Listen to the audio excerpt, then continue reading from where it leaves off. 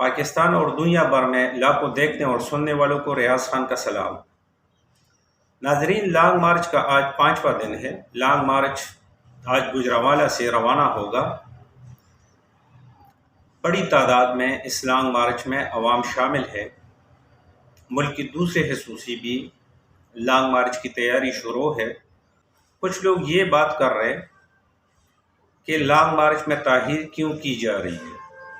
Long march اسلام آباد 10 نومبر کو پہنچے گا، لیکن لانگ مارچ اتنا لیٹ نہیں ہوگا۔ اسلام آباد میں انتظامیہ اجازت نہیں دے رہی ہے، اس لیے اسلام آباد ہائی کورٹ سے رجوع کیا گیا ہے، اور اسلام آباد میں اتنے لوگوں کو وہاں پر سہولیات پرووائڈ کرنے کے لیے پہلے سے جگہ کا مختص ہونا ضروری ہے۔ اچانک اگر اتنے لوگ اسلام آباد میں داخل ہوں گے تو پھر ان کو سنبھالنا بڑا مشکل ہوگا۔ اس سلسلے میں جو میری ذرائع کے مطابق کے پی کے لوگ جو ہے وہ ایز اے ایڈوانس پارٹی اسلام آباد پہنچیں گے 4 تاریخ کو۔ وہ پہلے سے وہاں انتظامات کریں گے، جو جگہ مختص ہو گیا ہوگا لانگ مارچ کے لوگوں کے لیے وہاں وہ انتظامات کریں گے، ارینجمنٹ کریں گے، اور اس کے بعد زیادہ بھی دیر ہوگی تو 5 یا 6 تاریخ تک لانگ مارچ اسلام آباد میں پہنچ جائے گی۔ کچھ صحافی حضرات یہ بھی فرما رہے ہیں کہ لانگ مارچ میں 2 سے 3 ہزار لوگ ہیں۔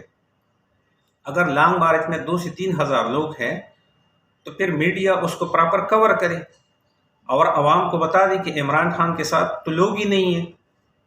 لیکن دوسری سوشل میڈیا جو کوریج دے رہی ہے اور جو عوام دیکھ رہی ہے، حقائق دیکھ رہی ہے، تو عوام تو اس میں لاکھوں کی تعداد سے ہے۔ تو اس طرح کی اگر آپ غلط نیوز چلاتے رہیں گے یا غلط تجزیے دیتے رہیں گے، یہ مسائل کا حل نہیں۔ مسائل کا حل یہ ہے کہ آپ کو حقیقت جان لینا چاہیے کہ بڑی تعداد میں عوام عمران خان کے ساتھ نکل پڑی ہے اور وہ اسلام آباد کی طرف آ رہی ہے۔ اس سے پہلے آپ صحافی حضرات تمام کا ایک فرض بنتا ہے کہ آپ حکومت کو یہ مشورہ دے سکتے ہیں، بجائے اس کی کہ عمران خان کے لانگ مارچ میں 2000 لوگ ہیں اور اس میں 2 لاکھ لوگ ہیں۔ آپ پازیٹیو مشورہ دے سکتے ہیں کہ آخری حل بھی اس انسٹیبلٹی کو ختم کرنے کے لیے صاف اور شفاف الیکشن کا انعقاد ہے۔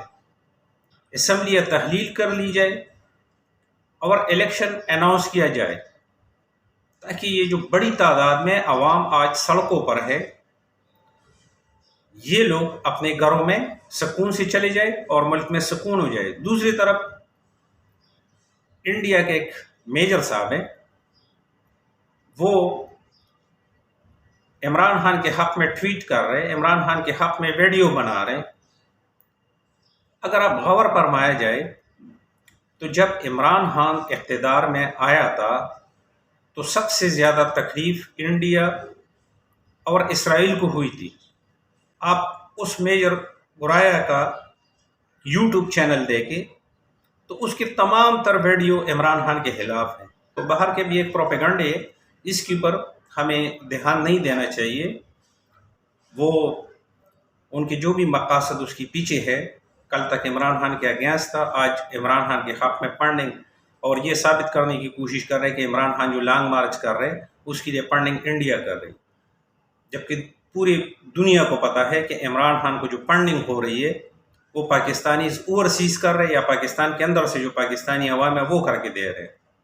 باہر کے بھی ایک حقیقی آزادی کی جنگ ہے، حقیقی آزادی کی تحریک ہے، تو اس میں عوام کا شرکت کرنا انتہائی ضروری ہے، کیونکہ اس ملک میں جب تک عام انتخابات نہیں ہوں گے، ایک مستحکم حکومت کا قیام نہیں ہوگا، ملک کی معیشت دن بدن خراب ہوتی جا رہی ہے۔ پہلے سے معیشت برباد ہو چکی ہے، فیکٹریاں بند ہو چکی ہے، مہنگائی بڑھ چکی ہے۔